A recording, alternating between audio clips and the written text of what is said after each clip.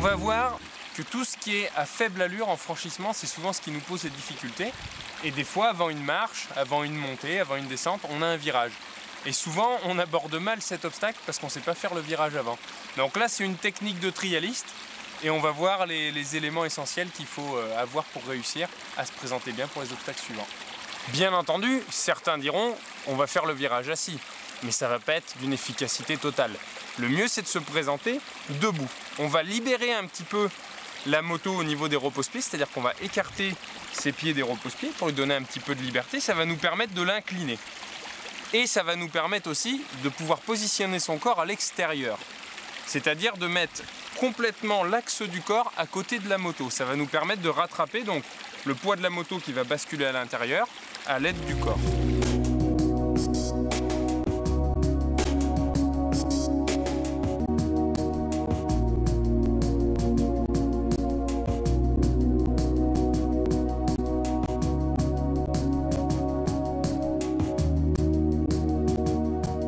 En image, on voit bien que pour respecter cette position de déhanché, je dirais, on a le bras intérieur au virage tendu et la moto plaquée contre le mollet intérieur. C'est un critère pour vous. Visuellement, vous devez le voir. Si vous n'avez pas le bras intérieur tendu, vous allez naturellement ramener le poids dans l'axe de la moto et vous ne tiendrez pas l'équilibre dans le virage. Afin de garder la position bras intérieur tendu et la moto plaquée contre le mollet intérieur, il va falloir agir avec ces commandes en toute finesse. Donc au niveau de l'accélérateur, on va essayer de se mettre sur un régime faible mais constant. On va utiliser le couple de la moto au maximum. Même avec une petite cylindrée, on peut chercher le couple. Et ensuite, on va gérer la roue arrière, je dirais l'adhérence de la roue arrière, avec son embrayage. Donc ça, bien entendu, c'est une technique de trialiste. En trial, on va le travailler à tout moment parce qu'on est toujours à faible allure. En enduro, on va rouler et des fois, on ne va même pas l'utiliser l'embrayage, on va l'oublier. Là, ça va être très important d'apprendre à l'utiliser. Et au fur et à mesure qu'on va travailler l'exercice, on va comprendre que l'embrayage, c'est ce qui va contrôler, c'est ce qui va permettre d'éviter les à-coups au niveau de la roue arrière. Vous pourrez dire que vous avez bien réussi un virage à allure lente lorsque vous l'aurez réussi du début à la sortie. Il ne faut pas négliger la sortie. Au moment où on va redresser la moto, on ne va pas la redresser en tirant sur le guidon. Ici, on est un petit peu en montée. Si on tire sur le guidon, on va ramener la poitrine en avant, on va délester la roue arrière, on va patiner. Et là, on va faire échapper un pied, on va se mettre dans la panique. Si on redresse avec le repose-pied, au contraire, on va donner de la charge donc sur l'amortisseur, sur la roue arrière, et ça va nous permettre d'avoir de l'adhérence et de finir le virage proprement. Et ça, il faudra l'appliquer partout. Virage à droite, à gauche, en montée, en descente, en dévers, ça va être toujours la même technique. On va redresser avec le pied. Les éléments que vous devez retenir ici sont de commencer par incliner la moto. On incline toujours la moto pour tourner, qu'on soit à vitesse réduite ou à haute vitesse. Ensuite, de garder le bras intérieur au virage tendu et la moto plaquée contre le mollet intérieur. Ça va nous permettre d'avoir une position déhanchée et de tenir l'équilibre. Et en dernier lieu, on va doser les commandes, l'accélérateur et l'embrayage. Ça va nous permettre de maîtriser la montée en virage. Mon petit conseil là-dedans, ça va être de s'entraîner dans un endroit vallonné où on peut varier les types de virages, c'est-à-dire virage en montée, virage en descente, virage à plat, en dévers, etc. Plus vous varierez les types de virages, plus vous allez progresser.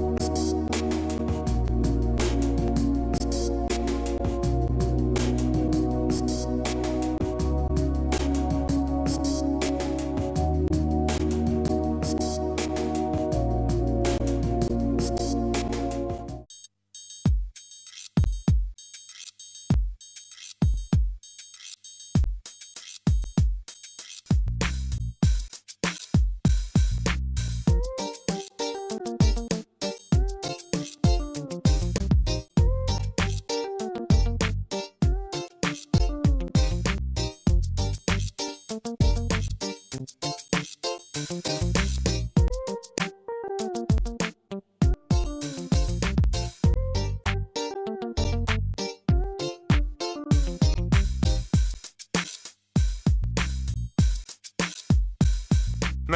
on va voir comment faire un beau wheeling. Je vais vous expliquer les différentes étapes pour réussir un beau wheeling et justement le développer. La première étape, c'est d'abord d'accepter le fait qu'on peut se retourner. Souvent, on va pas oser cabrer, on va pas aller jusqu'au point d'équilibre parce qu'on n'accepte pas le fait de se retourner. Pour ne pas avoir peur de se retourner, il va falloir faire des exercices. Le premier, ça va être de choisir un endroit relativement plat, voire légèrement en montée. Et on va mettre les pieds de chaque côté de la moto et on va partir donc dans un cabrage et on va aller jusqu'à l'extrême. Les pieds de chaque côté vont nous permettre donc de tenir l'équilibre quand la moto va se retourner. Et ensuite on va gérer la moto, la roue avant en l'air, avec le doigt sur l'embrayage et bien entendu avec la force des bras. Donc là ça va être un petit peu physique, mais après on verra que le wheeling il n'est pas physique, c'est juste de la maîtrise des commandes. Donc là on est retourné, après on peut s'amuser on va dire à remonter, ressauter sur la moto, repartir en roue arrière. On va essayer de faire une multitude d'exercices qui vont nous mettre à l'aise quand on a passé le point d'équilibre. L'important c'est vraiment que votre cerveau il intègre le fait qu'on puisse se retourner et après ça va aller tout seul.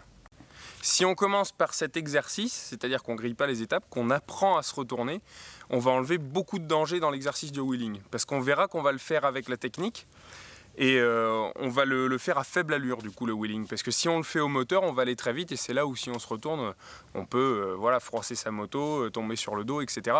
Alors plus on va le faire doucement, plus on va le maîtriser et moins il y a de risques. Que ce soit pour réaliser l'exercice de retournement ou le vrai wheeling, il va falloir le déclencher. Et on va le déclencher avec nos outils. Donc on a le frein avant qui va nous aider à comprimer la suspension avant. Donc oui, d'abord on va commencer à comprimer l'avant pour utiliser le rebond de la fourche. Musculairement, on va s'économiser. Au même moment où la fourche est au point le plus bas, on va libérer son embrayage, on va le déclencher. Moi, mon petit conseil perso, j'anticipe un petit peu le point le plus bas de la fourche, comme ça je profite de toute la remontée de la fourche et c'est beaucoup plus facile de faire un cabrage instantané. Donc, au moment où vous allez donc comprimer la fourche, il va falloir avoir la position adéquate. On va se mettre relativement en arrière sur la selle. Donc selon la taille du pilote, on va doser. Moi je me mets après le milieu de la selle, pas trop en arrière, sinon on va avoir tendance à glisser, il faut quand même avoir un petit peu de maintien. On va garder le doigt au-dessus du frein, le doigt impérativement au-dessus de l'embrayage, et bien entendu on va essayer de sentir, c'est pas facile avec les bottes rigides, mais on va essayer de sentir le gros orteil sur la pointe de la pédale de frein, pour avoir un maximum de précision, parce que le frein il va nous aider tout comme l'embrayage à rattraper on va dire la perte d'équilibre en arrière pour rabattre la moto sur l'avant. Donc plus on est en vigilance sur ces commandes et plus on est fin, plus on va maîtriser le wheeling, et pareil on va enlever beaucoup de risques. Pour que vous puissiez faire durer votre wheeling, il ne va pas falloir négliger la position sur la moto. C'est ce qui va vous permettre de le faire durer. Donc la position, c'est d'avoir au niveau du guidon les bras bien tendus. On va être comme un pantin tendu par ses fils en arrière, donc le dos dans le vide. Alors au début, bien entendu, ça fait bizarre, mais on va apprendre à apprécier cette position. C'est le ressenti de l'équilibre en roue arrière. Donc quand on a bien le feeling de l'équilibre, après c'est pas compliqué, ça va être répétitif. Quand l'avant de la moto va avoir tendance à redescendre, on va raccélérer un petit peu. Alors c'est pas vraiment des coups de gaz, faut être très fin. On va raccélérer un petit peu pour faire relever la moto. Si la moto par exemple on l'a trop refait cabrer, et ben on va reprendre un tout petit peu l'embrayage, voire le frein arrière. Et ainsi de suite. La moto redescend, je raccélère un petit peu. La moto redescend un peu plus loin, je raccélère un petit peu. C'est important de ressentir les petites accélérations qui vont nous permettre de maîtriser son wheeling.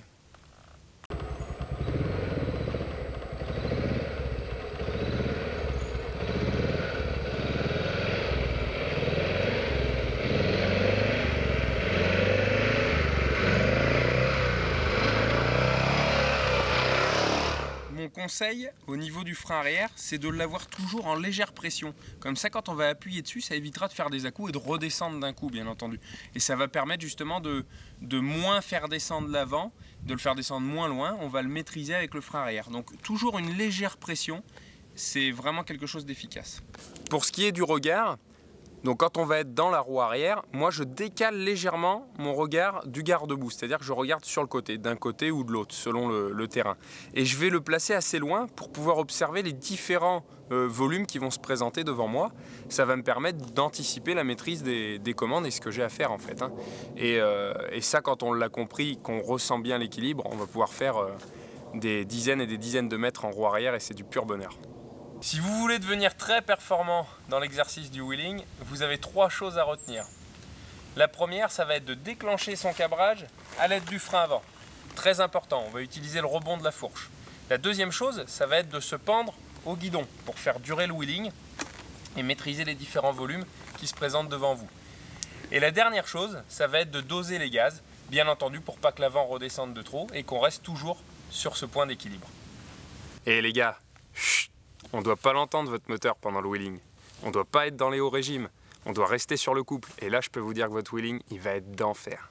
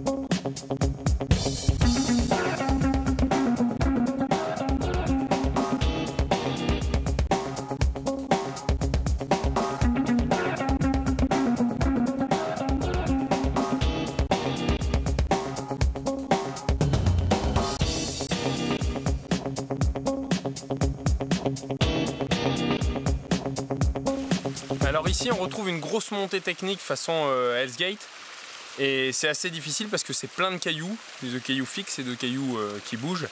Donc si on arrive à garder la vitesse, on va réussir à passer sans encombre. Et dès qu'on va perdre de la vitesse, c'est là où on va commencer à se bloquer et on va expliquer comment se débloquer. Pour garder la vitesse, il suffit de travailler avec son corps. Le moteur, on ne va pas beaucoup l'utiliser. On va rester sur un régime à peu près constant. On va dire qu'on va faire des accélérations, surtout pas de coups de gaz. Le corps, il va bouger, il va être très très mobile. On va essayer d'absorber tous les chocs qu'on va rencontrer dans la montée. L'important, c'est d'absorber pour ne pas se faire secouer. Dès qu'on se fait secouer, on va sortir de la trace et là, on va se bloquer forcément. Si on se bloque dans la montée, il faut rester serein et prendre sa respiration. C'est très important parce que sinon, on va enchaîner les difficultés, on va se mettre zone rouge et on ne va plus avancer. Donc, première fois qu'on est coincé, on respire, on prend un peu les éléments qui y a autour de nous, on regarde, on observe et après, on va essayer de partir. Donc, avec l'embrayage et le moteur, on va se grouper un petit peu sur l'avant de la moto. Au moment où on libère l'embrayage, on va pousser sa moto vers l'avant, ça va donner de la motricité parce qu'on va mettre le corps en arrière. Et là, la moto risque de se cabrer. Donc là, il ne faut pas se retourner parce qu'on va encore se fatiguer à relever la moto, etc. Donc là, on va bien, dès que la moto est cabrée, repousser sur ses bras. Ça va permettre de replaquer l'avant au sol. Et le fait qu'on est en arrière va donner de la motricité. Des fois, avec un coup de chance, on va pouvoir repartir sur la difficulté suivante. Sinon, on s'arrête à plat, on respire un coup et on repart.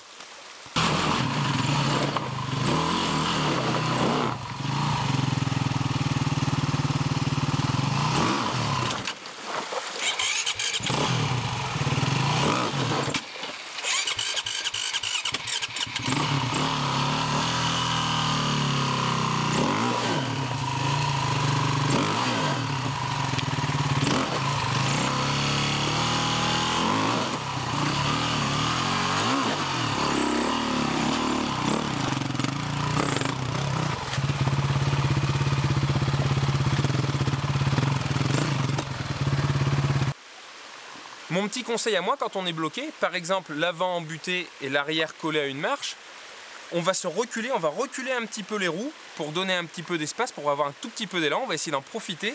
Et avec les hanches, on va justement profiter de ce petit peu d'espace pour les jeter en avant, ça va donner un peu de vitesse en avant. Au même moment, on libère l'embrayage et les gaz, et c'est là où on va justement profiter d'être en avant pour se repousser totalement vers l'arrière, ce qui va mettre du poids sur l'arrière, délester la moto au niveau de la roue avant, et ça va nous permettre de sortir de l'obstacle. Ça, c'est un petit conseil qui sert. C'est vrai qu'il faut être grand pour l'appliquer, parce que quand on est un peu petit, il va falloir plus se donner, plus de puissance physique. Les choses essentielles à retenir ici sont de conserver sa vitesse pour éviter de se bloquer, bouger son corps au maximum sur la moto, et ne pas oublier, quand on se bloque, de respirer. Si vous voulez progresser, il est très important de faire des répétitions. Je sais que c'est un exercice difficile, mais choisissez un endroit au début facile où on peut augmenter la difficulté progressivement. Mais l'important, ça va être de le faire 10, 15, 20 fois d'affilée pour assimiler un maximum d'informations. Ça va vous permettre d'évoluer et vraiment de progresser, croyez-moi.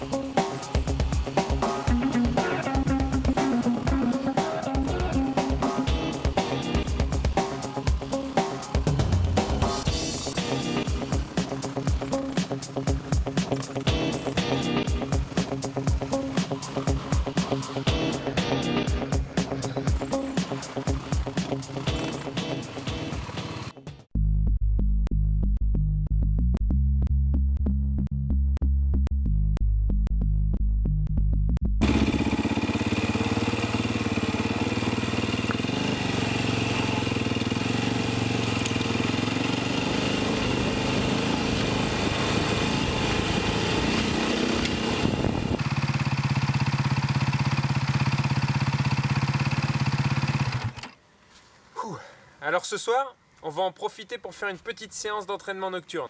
C'est toujours très intéressant pour développer des aptitudes et surtout au niveau de la réactivité.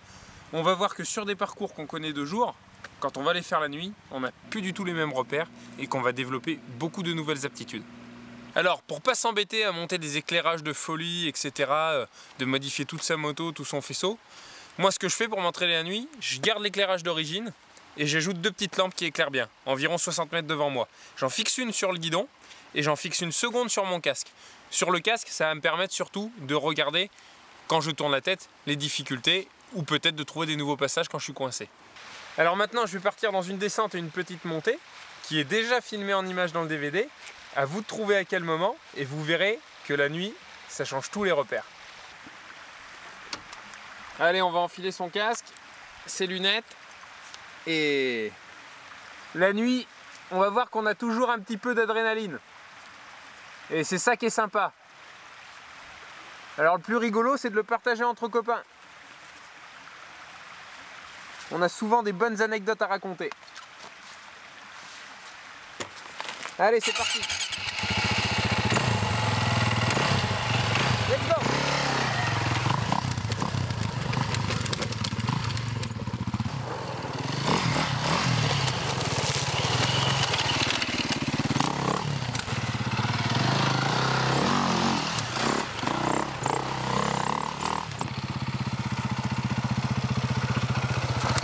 Dans la plupart des courses extrêmes qui sont organisées, on a toujours quasiment une partie nocturne. Donc avant de se présenter sur la course et d'être surpris par la nuit, même si on a des éclairages, etc., il est quand même très important de faire plusieurs séances d'entraînement de nuit. Ça va vous permettre de vous acclimater à l'environnement. Alors quand on va rouler de nuit, on va éviter de faire des grandes pistes parce que ça roule très très vite et puis on va pas prendre de risques. Par contre, on va rouler dans des single track, des chemins un petit peu hard pour vraiment faire du franchissement. On peut même faire des chemins avec des rochers, etc. Et ça va vraiment nous permettre de progresser.